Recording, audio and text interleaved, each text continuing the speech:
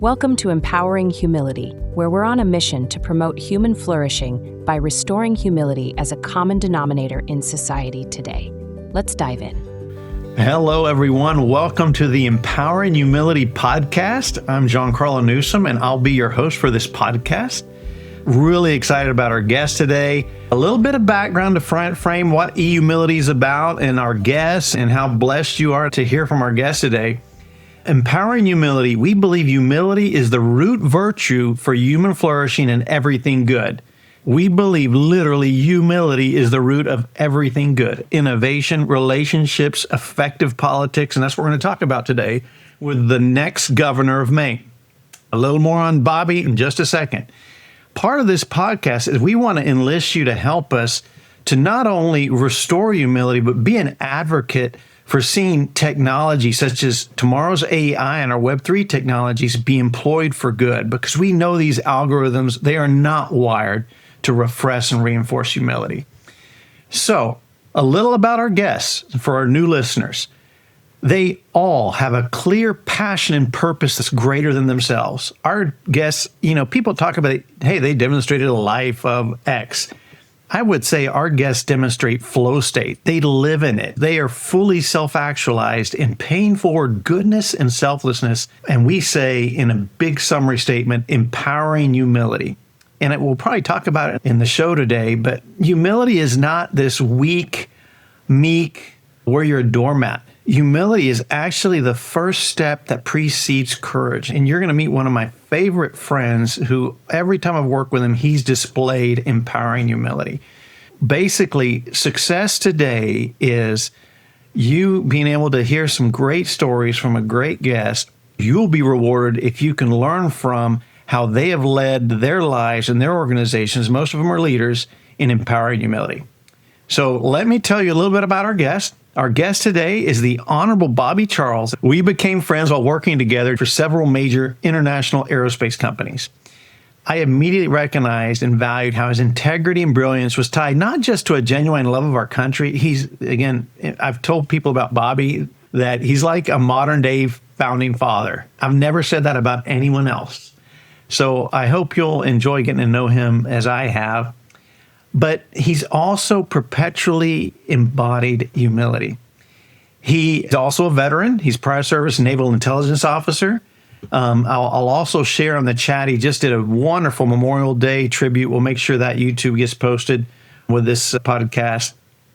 We also have a similar upbringing, both Boy Scouts, I think Eagle Scouts to boot. Anyhow, he has openly displayed deep reverence and a consistent defense of the virtue of humility. So with no further ado, let me introduce Bobby. Bobby's great to have you here. I appreciate being with you, Giancarlo. You embody the principle that you're talking about, but I'm happy to give background and talk a little about the future too, as you want. I'm going to say it, the future governor of Maine, and we're going to talk a little bit about how Maine right now is a poster child for hubris, the opposite of humility. But so I'm going to tell, actually, I am kind of going through a script team. I hope you guys will forgive me for that, but there's just too much great stuff with Bobby. Let me get a little more bio on Bobby here. Apart from being a small business owner, running a small research company in Washington, D.C., Bobby is a constitutional scholar. I always loved when I worked with him how he always could reference back. The Constitution was constantly in his headspace. It was awesome. And just a genuine love, but also an intellectual capacity to recall it and reference it. We didn't rehearse any of this, so this is all just off the top of my head. But, to me, Christ personified humility and asked us to personify humility. But what humility in many ways comes back to is gratitude for everything, okay? And I will tell you that my life story is a lot of merit, yes, a lot of opportunity, yes, a lot of making big decisions, yes, but it all goes back to the beginning. My father was enlisted in the Navy, and he's buried at Arlington with my grandfather, who was an academy guy. But my mother ended up raising 4 kids more or less on her own in rural Maine, not far from where I sit right now. And our home upbringing was very, very modest. Of course, we didn't really know it was modest at the time. There were, I had sisters and a brother, and we We would cut 4 cord of wood every fall, and we would cut it 2 years ahead and put it in our wood sheds. We had big wood sheds. And the reason was we had no electric heat in my home, even up here, right here in Maine. So I never really thought it was a bad thing. I actually thought it was a good thing. We had 3 wood stoves were in constant use all winter long. We would stock them early. I was the one that split all. We used to joke that did you have a wood splitter? And I'd always say, yeah, it was me. And then after me, it was my brother.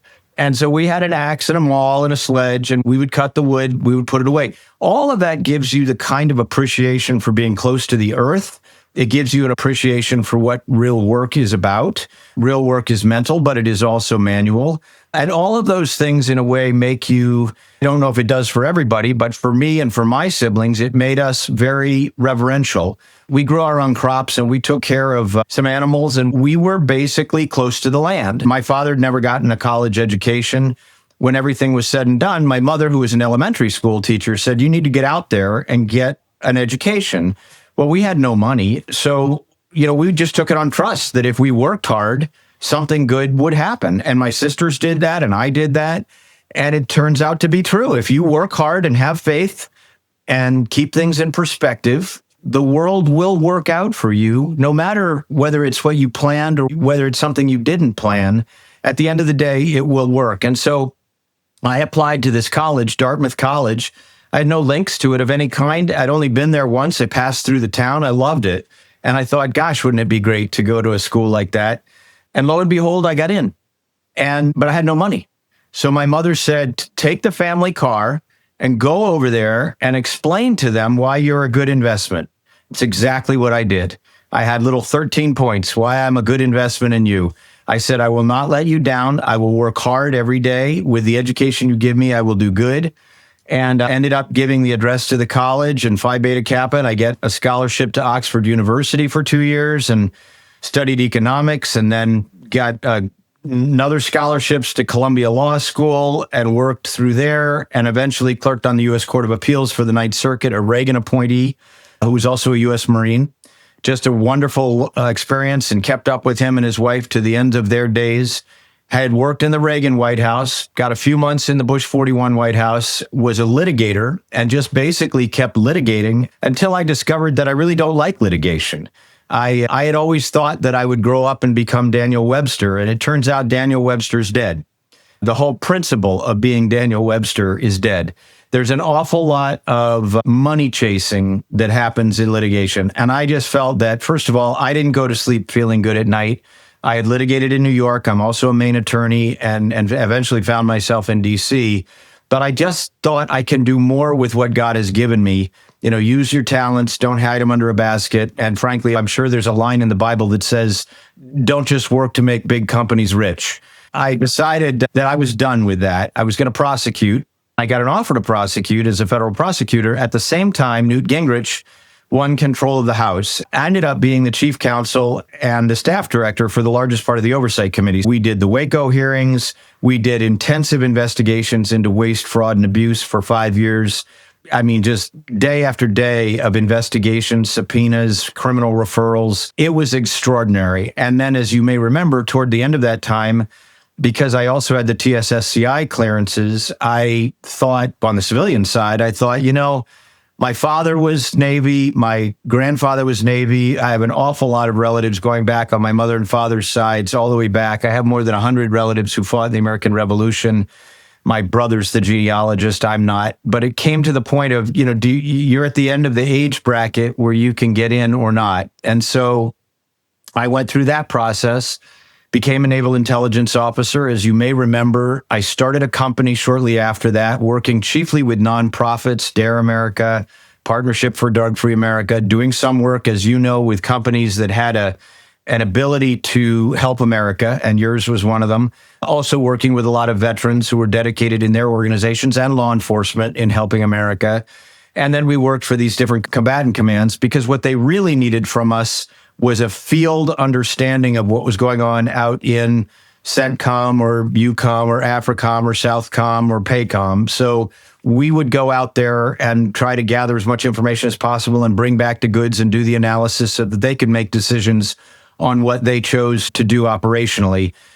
I had kind of just gotten into that when 9/11 happened. And of course, I was naval intelligence. I had my 2 years of training, Pensacola, out in Coronado and whatnot, and in DC. So I was ready to roll. And I actually was already in the Pentagon. I was working periodically active duty in the Pentagon. And on 9/11, by an odd chance, because I was a reservist who was volunteering for active duty a lot, and the company in some ways could run itself under a couple of great people that were working with me. I was on a plane headed for Phoenix to give a speech to law enforcement that morning. That plane left 45 minutes before the plane that hit the Pentagon. As it turned out, the plane that hit the Pentagon hit my unit where I would have been, killed all of my shipmates. And so I immediately volunteered for active duty. They put my plane down in Wichita. I was back within 24 hours, volunteered for active duty, began training the active duty, who would then have to basically keep the intel shop running. We were the guidance for the Chief of Naval Operations. So that's what our job was. So anyway, I did that for a while and then rolled off. And I thought I was finally back in the course of running my business, which a lot of it had to do with strategic and management consulting and just trying to help nonprofits and other parts of the government and some good businesses get up off the ground, particularly in your world, aviation. And as it turned out, I get another call. And this call is from Colin Powell. And he said, I actually literally had my cell phone in hand. And I said, "Are you sure you have the right number?" I'm like, "Really?" But sure enough, he and Rich Armitage, his deputy, who we just recently lost, two great men. Anyway, he said, "How would you like to come be my assistant secretary of state, manage basically $2 billion of operations?" So I managed the air wing there. We had Blackhawks, armed black people don't know what we have at state, but it's a huge Air Force. And we use it in environments where we cannot use marked aircraft. So we obviously used it in Colombia, Bolivia, Peru, but we also used it in other parts of the world. That was part of it. The other part of it was because I was trusted by people like Gingrich over on the Hill.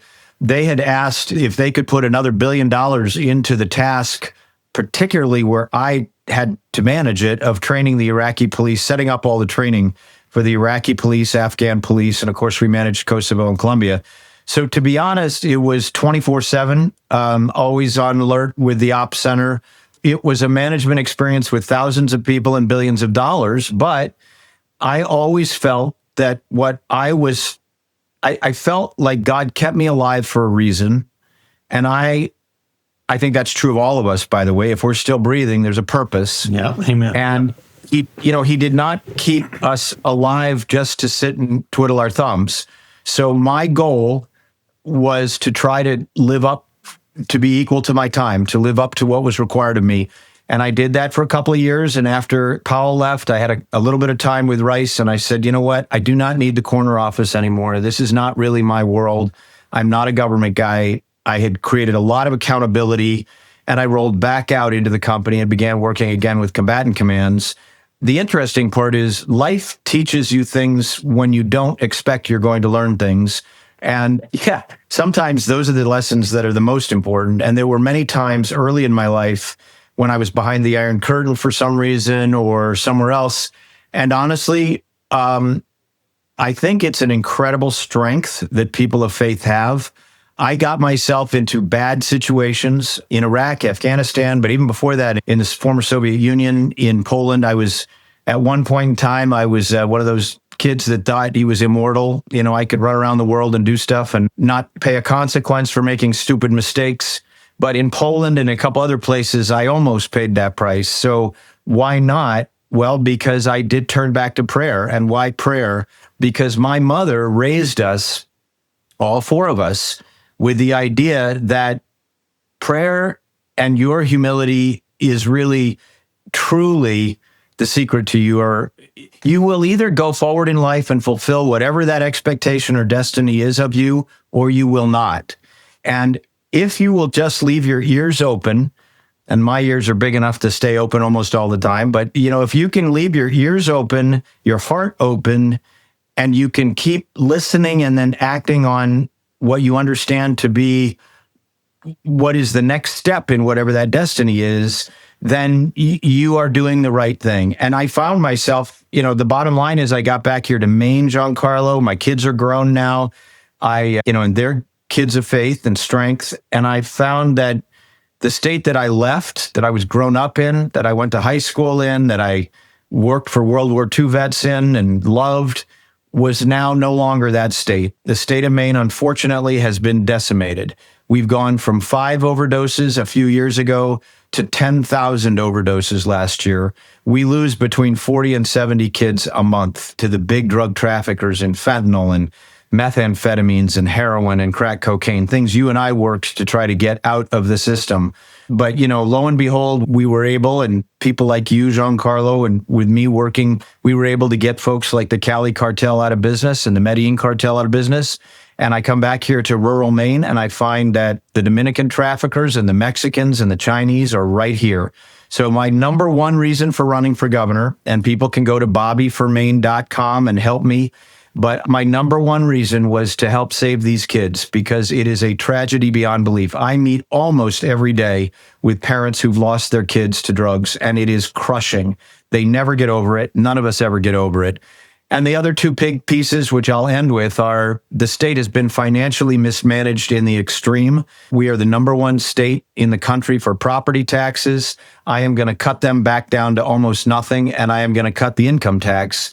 And the reason is older Mainers, we're the oldest demographic, we're the oldest state in the country in terms of our population, average population. These seniors are, many of them, on fixed incomes. And those fixed incomes are not big. And the Democrats in the last decade have tripled property taxes. And you might say, well, wait a minute, that's a local decision, and that's true. But the problem is, if the state pushes mandates down on towns and on counties, they have only one means for paying for those mandates. And that means is the property tax. So what's happened is older people are being pushed out of homes they paid the mortgage on. They did everything right. They thought, hey, I paid it off, 30-year mortgage, and my kids are grown. They now continue to pay rent to the government for something they own. And at the end of the day, they can't afford it. And so they end up in residential homes. And now the state of Maine is closing down senior homes. So it is an outrage for seniors. The second part of it is seniors can't afford day-to-day things like prescription drugs. And this governor, this Democrat governor in the Democrat legislature just raised the tax on prescription drugs again by raising it on pharmacies. So that's a huge issue. Young people can't afford to buy a home in this state, Giancarlo. These young people under the age of 35, many of them are staying with their parents or a friend or an aunt or an uncle. And the reason is that the median income for any Mainer under the age of 35 is $200 short of the median rental cost. Wow. So they can't not even afford to rent. Never mind the American dream that you and I had, where you save up your money and you eventually buy a little house, or you build a little house and you raise a family. They can't do it. I was talking to a young Marine in his 20s the other day, and he said, Bobby, when you come talk to the young people, and this was sobering, really sobering for me, Giancarlo. He said, when you talk to the young people, I want you to remember something. You grew up under the influence of the World War II vets. You have these values that you believe in the future. You believe things can be better tomorrow than they were today. You believe in the American dream. He said, most of us, now I'm different. He said, I'm a Marine. I believe that we can do this. But most of my age bracket, they don't believe in the American dream anymore. They don't believe they will ever own a home. They don't believe they can get there. And so what do? They take money from the government. They sit on their parents' couch. They wish that they watch YouTube things that say you can get rich quick, which you obviously can't. And so that is a tragedy. The fact that affordability in this state has gone, nobody can afford to live in this state. And the last part of it that really bothers me is that the state of Maine had one of the best educational systems in the country. In 1992, we were the best educational system in the country by 4th grade and 8th grade reading and math scores. This last year, we're number 50 out of 50. And if that is not a betrayal of the children of this state, I can't think of a bigger betrayal. 70% of our 4th graders, Giancarlo, cannot read or cannot read to level. And almost the same number of 8th graders can't do basic math, algebra, division, multiplication. So how are you going to succeed in life? How are you going to go work at Bath Iron Works? How are you going to start a little company? How are you going to, whether your company is aviation or pizza, how are you going to do it if you can't read and you can't write? And the answer is you can't. And so I was never thinking I was going to end up trying to be governor, but I will tell you, I finally got sick of it. And I finally said, you know what? No one else is stepping up with the quals to do it.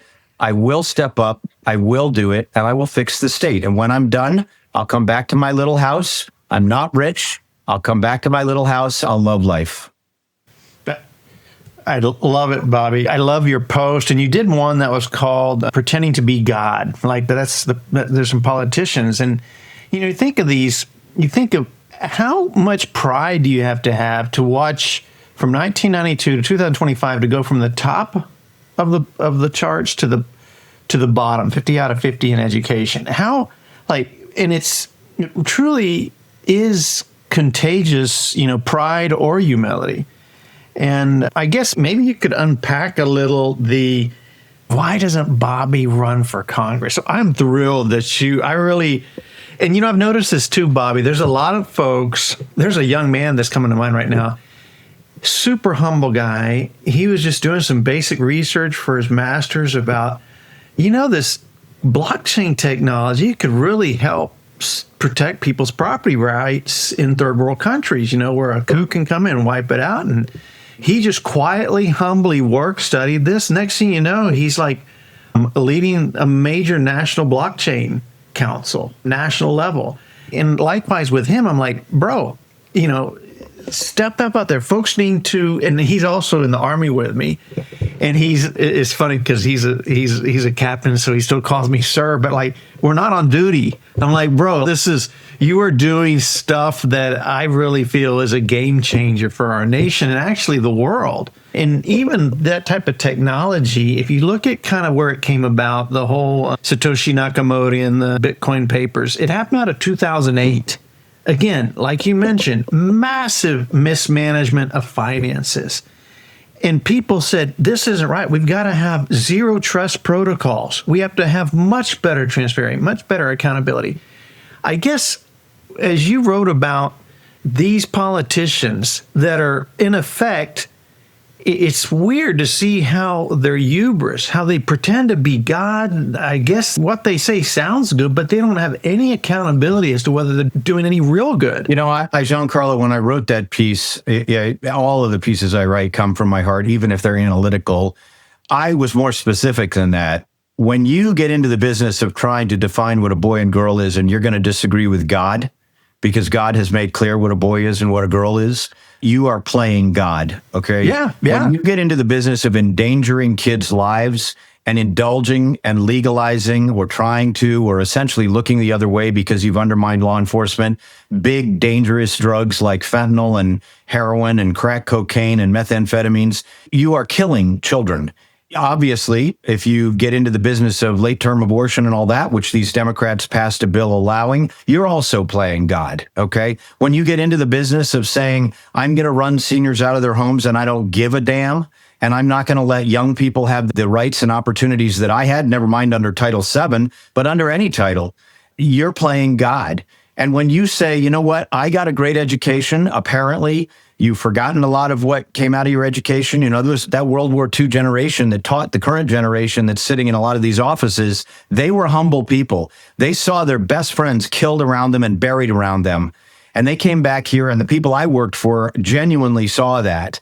I mean, one particular veteran that I knew very, very well for 380 days killed Germans. He was the quietest, simplest guy in the world. He came back here, raised 2 girls, quiet guy. What did he teach? He taught sometimes you have to stand up to evil. And even when that's all done, there's nothing to gloat about. All you should be doing is saying, I'm grateful that I lived through this, and my friends unfortunately didn't get that chance. And I am going to try to live up to the values that they died for and I fought for. That's the kind of humility that we were raised with. I worked for another guy that was a turret gunner in the Pacific, and he had a temper, but you know what? He was angry with himself when he got angry. He was not an individual that thought that was right, even in his own mind's eye. And another guy that was in the Pacific who had seen a lot of horror, and he was quiet as a mouse, tough as a tough as some, I don't know, tough as nails, but at the same time, quiet, thoughtful, earnest. So they didn't tell us anything, Giancarlo, did they? They didn't really tell us. We went to church every Sunday. They lived a life. Many of them didn't even go to church every Sunday, but they lived a life that was true to the values that do embody gratitude, giving, hard work, knowing where you fit in the picture, perspective, and humility. They were that kind of person. And now the reason I wrote this piece, Pretending to be God, is I think a lot of the Democrats in this state, including this ridiculous governor and Secretary of State and Attorney General, who think they can break the law because they got power. They can ignore fairness and they can ignore procedural due process because they got power. They can try to throw Trump off the ballot because they got power. They can decide they're going to redefine boys and girls and push men into girls' locker rooms. If that had happened with my daughter, who's now 23, I would have been in their face immediately. They would never have heard the end of it, and they would have been sued too. And I think that one, I just don't get how the Democrats can't drop that issue. When you think, especially since they say they're so pro-woman, you have a daughter, I have daughters, they work hard, they compete, to have it just undermined. I mean, the hubris, I think, I love, you come from a rural background. My mother saw World War II firsthand. I heard those stories, and you're right, they all had that undercurrent of gratitude. But I really think in the 60s, there's a good portion of us, and I think now it's largely in the political left, that's just, I summarize it, if you look at most of their positions, it's freedom without responsibility. But it's self-defeating. I think I would go further than that, Giancarlo. I would say they feel entitled to be reckless with your life and my life and our kids' lives because they just decide that they're smarter or they have power. And power, was it Byron or Lord Acton or Berkeley? One of them said, power corrupts and absolute power corrupts absolutely. And in this state, they have absolute power. They own the House, the Senate, the governorship, the Attorney General, the Secretary of State, the Treasurer's position, the House and the Senate, of course, and then the school boards and a lot of the county commissioners. And so their attitude is, we run the show. The way Mayor Daley ran Chicago, we run the show, get out of our way. Well, you know what? People in the state of Maine have begun to say, just like nationally, they said it to the Bidens, we're done with all your corruption. All this corruption, taking away the rights of children, taking away the rights of parents, taking away the rights of people who just want a good job, taking away the tax dollars. They've doubled the budget in this state, almost doubled it in 6 or 8 years. Now, the state of Maine didn't overnight become twice what its size was, but people who are on an average income of $42,000 a year now have to pay twice the number of taxes that they did 7 or 8 years ago. That is not tolerable. And again, I think that 50 out of 50 in education, obviously the drug, everything you mentioned, I really, that's why I'm looking forward to when you become governor of Maine, that I think but also this is a call for not just your governorship, but the people of Maine, and not just Maine, because this is a podcast that has, our listeners are all over the nation, all over the globe. It's actually a call to pause and reflect and say, hey, have I got caught up in my own biases? Like, how truly humble I am? Because we do know there's a lot of statistics that are out, and there's the great book by Jonathan Haidt, The Anxious Generation, talks about how damaging social media is, where it reinforces some of these crazy ideas. And it's reinforcing that it's okay to be 50th in education, that it's okay that I don't have to read and write, that it's okay that if I'm excessively overweight and killing myself. Like, guys and fellow citizens, it's not, for me, it's not even a left or right thing. It's become a left thing that they represent this crazy level of hubris. Some people say, the Republicans look at Donald Trump. He's, and how do you say that's humility? I would argue if you listen below sometimes the rhetoric, he does listen to other counsel, and I love the new format. That's why I love doing this podcast also for you, where, for me, Bobby, I have to confess, after watching some of those long form podcasts where I got to hear the candidates speak and hear firsthand, not through a filter, has been game changing for me. Like now, every time I turn on the TV, and if there's a filter, another pundit or another talking head, I turn it up. I go search for the raw. I want to hear directly from President Trump. I want to hear directly from the Secretary Rubio. Let me pick up on that, Giancarlo. First, I think Donald Trump, I watched it with Reagan. I've seen it with other people. When you go through a life and death experience, it fundamentally reinforces or reawakens the humility that you had. It deepens it. He was almost killed twice. It changed him, I think, in a way that made him realize, I have limited time on earth. I need to do what I can do while I can do it. It reminds me of the old prayer by Stephen Grellet, who was actually one of the King's Musketeers in France under Louis XVI. And he left, came to the United States of America during our revolution or just after. He converted to Christianity, and he was in all the hospitals and he was in all of the prisons. The famous prayer that he left us with is, I shall pass this way but once. Lord, give me the power to help those that I can while I can. For help me not neglect or delay, for I shall not pass this way again. That is the spirit that actually moves the best leaders we have ever had in this country. It currently, I believe, moves Trump. It definitely moved Reagan, Theodore Roosevelt, Abraham Lincoln. People who understand, it's almost as if, I work a lot with Buzz Aldrin. And I once asked Buzz, what was exhilarating about being on the moon and whatnot. And he basically boiled it down to the fact that, Bobby, an extraordinary number of people were depending on Neil and I to do the right thing, not to mess it up. The biggest thing on my mind was not that I could put my thumb over the earth, none of that. The biggest thing in my mind was I had been vested with incredible responsibility. I couldn't screw it up. I had to get it right. And I think one of the reasons Donald Trump has moved so fast, and why Ronald Reagan, after his assassination attempt, said, the rest of my life belongs to God, and began to do things that were daring, trying to bring the Soviet Union to its knees during his own tenure. That's a pretty highfalutin aspiration. Try to get the taxes down and out. And he cut a quarter, I think, of all the income taxes. Try to restore a lot of the confidence that the nation once had under our founders. These things come to people who realize incredible responsibility lies on your shoulders. And it also lies on a governor's shoulders, not for the nation, but for that group of people that are depending on you. They want to trust you. They want to understand that if you have a way to fix a problem, that you will use that. If you have training, you will use every ounce of your training. You will bring good people in around you. You will trust that you might not always be right. And so you will listen. The way George Washington was pretty decisive, but he had 7 generals who on occasion would, by unison, tell him, you can't do that. We can't do that. And so he never said, we're going to do it anyway. No, he said, okay, we can't do that. I get it. We're going to back off. He hated to retreat. Well, just to pile in, there's a lot of people that still have a lot of angst with Trump. I'm like, here's a leader who's publicizing his cabinet meetings. And also to tie into, you talked about all these leaders that prayed and how they changed with prayer, and they humble themselves to something bigger than themselves. Robert F. Kennedy Jr., I remember he was interviewed recently, and they asked, because, and he has a Catholic spiritual background. He says, what's your top spiritual habit?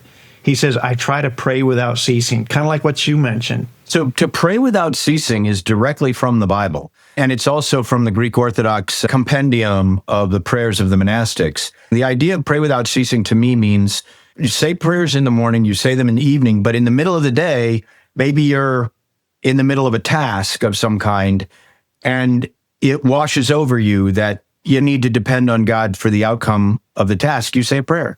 In my world, it would just be an awareness without ceasing that we are indebted to a loving God, and that loving God is always there in our lives. He's always there. It's like that famous old statement in effect, and every half a dozen people have claimed credit for having put it out there. But the idea that, there's a man walking on the beach, and there are 2 pairs of footsteps, and then there's only one. He accuses God. He turns the blame on God and says, why did you abandon me?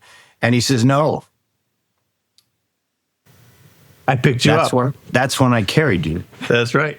You know, Bobby, but let's go on. Let's go a little bit edgy here. You bring up faith and implying kind of the church. And by the way, before I go on this trail, and I'm going to come back to the footprints in the sand story, I do want to tell the listeners, if you guys have not heard when President Trump and HHS Secretary Robert F. Kennedy Jr. and the FDA, they're announcing an executive order.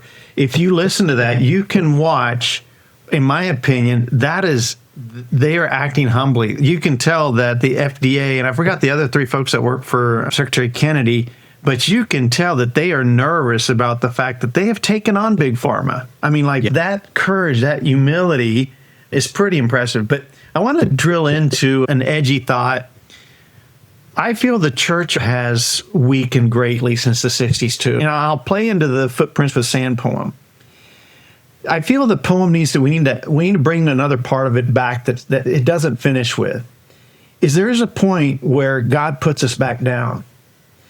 And I feel, again, same to this concept in politics where we've separated responsibility from freedom. We've also separated responsibility, truth from his grace. Most of the evangelical Western Christian church, less so on the Catholic side, has lost that fear and trembling. And I was going to pay forward a really cool new habit I'm trying to have. But when we say pray without ceasing, like you mentioned, it's kind of awareness of his presence. But imagine if we can be humble 24/7, like on this podcast right now. Who are we to think that our Creator is not, frankly, a third participant? So one of my new habits, Bobby, I think you'll like, is among people that share my faith is like, as soon as we talk, say, hey, this is a 3-way call, not just a 2-way. And we just have that perpetual awareness of humility. Part of it, Giancarlo, when you talk about putting your feet back down again and how we've lost something, I think part of it is, I do not go around pushing my faith in other people's faces. I understand that if I am asked, I will attest and I will witness to that conversation. Maybe this is just my style. But I am wholly unafraid to say my prayers in public or in private. And George Washington and virtually every one of our founders, it's not about even being unafraid or unself-conscious. They lived their faith every day. So, by the way, did the foot soldiers. I mean, whatever other bad habits they might have had, or the things that come with a war, or the things that come with poverty, or the things that come with fear, they were by and large a Christian army. And the irony is, people today think, isn't that quaint? That person still prays. Isn't that quaint? I was at an event the other day, which was actually not a church event. It was a public event about public safety up in Bangor. And we said prayers together afterwards because, honestly, if you're being true to the founding fathers, and if you're being true to yourself, you are not the author of all the things you've done in life. You know it. Yeah. And you're not the author of all the things that are around you as you look around you. These are blessings that were brought to you. And, I love the Beatitudes and I love certain portion. I'm not one of these people, Giancarlo, who quotes well from the Bible. I don't. I read the whole Bible at least once and in pieces twice. But I do believe that we have forgotten where our blessings come from. This is why I wrote the piece about pretending to be God. They do not come from us, okay? We can be given the torch. We can be given responsibility to be a vessel of that mercy, that forgiving, that strength, that ability to fight evil, that willingness to speak up without fear of consequences. When we're at our best, that's what we're doing because we're living up to the responsibility that goes with the privilege, or as you said a moment ago, the responsibility that goes with the freedom. But at the end of the day, we have to remember these things or we will lose this republic. And I think it was John Adams who essentially said, this republic was designed for a moral people. If we should ever lose that compass as a people, you will lose your republic. Absolutely. That's where, I really, for the listeners, we all struggle with pride. Yeah. You know, we all have a little bit of authoritarian in us. But as Bobby mentioned, when we get consumed with that, that's how politicians can say, well, it's not my fault that, we're 50 out of 50. Or a corporate leader says, hey, that's not my fault that my predecessor did that we are, have abusive labor practice, or we are hurting our clients with health issues. Like you said, our republic is at risk because I think the level of hubris that is contaminating us and influences by a lot of AI and social media. If our listeners haven't seen Tristan Harris and the AI dilemma, it's a creepy future. So we need leaders like you, Bobby, to be governors of Maine because you embody that. And again, it's not that you or I or people that think like us are any better. We just recognize that humility is how we're strong. It's also how I feel God reveals how we can take care of each other, do things better. And again, when you realize that we're not really responsible for the air we breathe, the sunlight that helps us. I mean, if you think about so many things like you mentioned that we're not responsible for, it really makes you a steward. And it can be really fun. Well, I think that times do come in our life as parents, as neighbors, and the Bible speaks to this, and as leaders in a community where, to borrow a phrase from Maine, you take your turn in the wheelhouse. You need to step up. My latest book, Cherish America, was dedicated to those who step up, and to my mother, who did step up too. And, it is incumbent upon us to understand that to whom much is given, much is expected. And we need to stop imagining that someone else needs to take care of our problems, or that the things around us stumbling over needles in the middle of Portland, Maine, or Bangor, Maine is somehow somebody else's problem. No, that is your problem. The fact that your neighbor is, had their home broken into because they're drug traffickers, because these Democrats in this legislature are, to me, there's one last thing I want to address. The state of Maine is suffering from what many blue states are suffering from. And I'm not saying there weren't states that were at one point Republican that suffered from it too. But this state is horribly corrupt. We just had an audit done in this state that showed that $2.1 billion of contracting was sole source, non-competed contracts essentially given to friends and family. That is national, federal level, and state level felonies. Those are felonies. They would even give out dollars, and they'd write a contract up later to justify that they gave the dollars away. Okay, this is crime 101. We have a governor who thinks that's fine. We have an attorney general who hasn't even bothered to do anything about what's in that audit. And that's before you get to things like getting out there and actually legalizing criminal things. They want to eliminate bail. They want to get rid of mandatory minimum sentences. They basically want to give the freedom to the criminals to do whatever they want and subject the law-abiding people to have to put up with that. That is a complete inversion of fairness, justice, equality, and constitutional rights. Absolutely. Well, and I think there are the wacky extremes on both that'll defend that type of behavior, but I really hope that the state of Maine will recognize that we can't sit on the sidelines anymore. That level of corruption we've got to stand up, and across the nation too. It's really a miracle, I think, with what's happened with the election of President Trump, and I am a person who's become won over. I'm even grateful for his, some of his rhetoric of,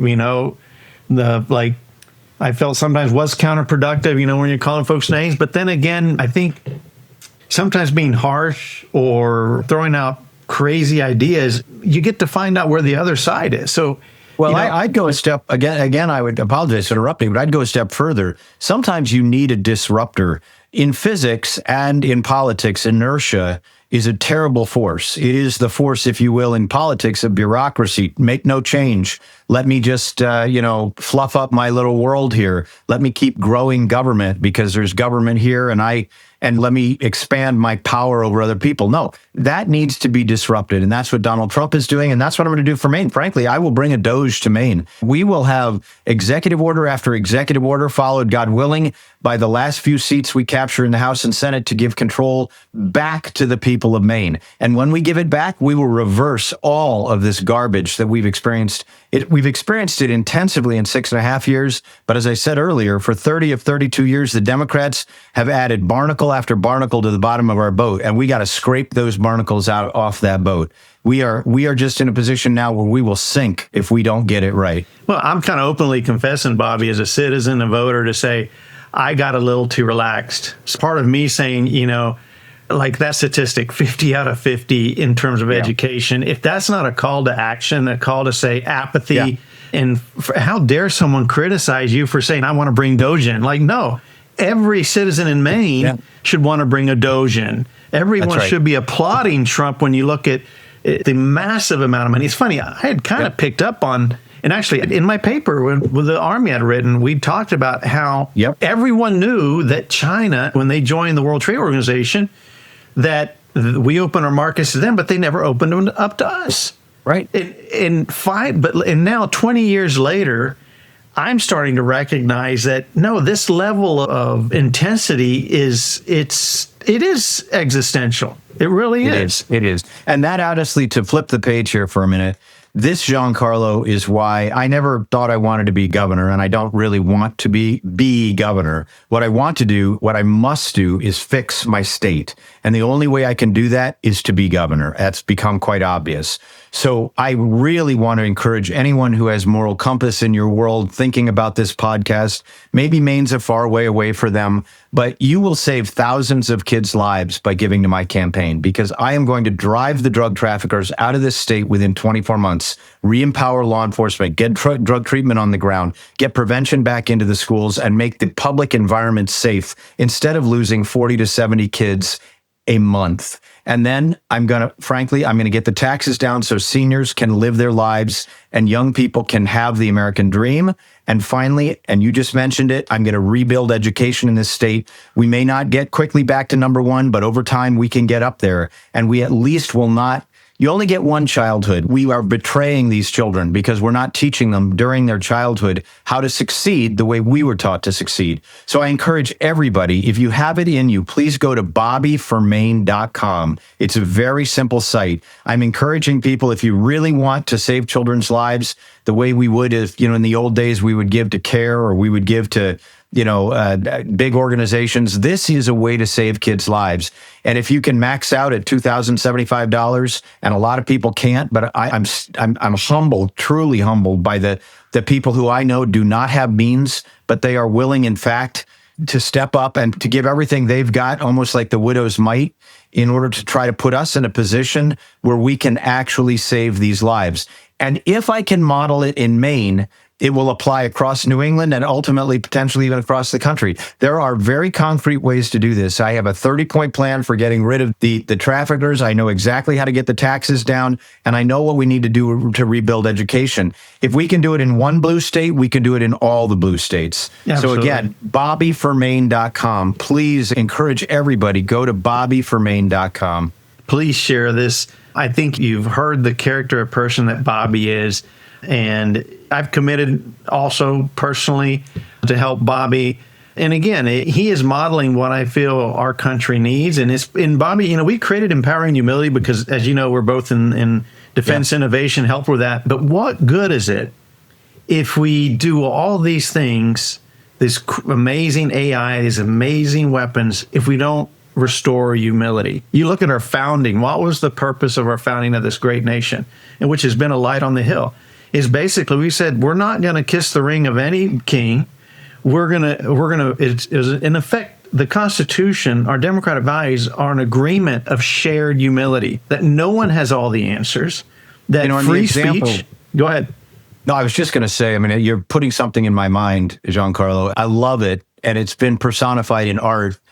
Is George Washington's humility. Here's the founder of our country, who was a man of innate faith, who, when things went really, really bad, whether it was at Valley Forge or Trenton or Princeton, or it didn't matter, when things went really bad, he bent his knee and he prayed for strength and mercy and help, and the Lord gave it to him because he had, even though he was the first president, even though all those other honors and accolades he he had humility. And I love the piece of artwork, and I cannot remember the artist right now, of him kneeling in a shaft of light with his horse beside him in cold weather at Valley Forge.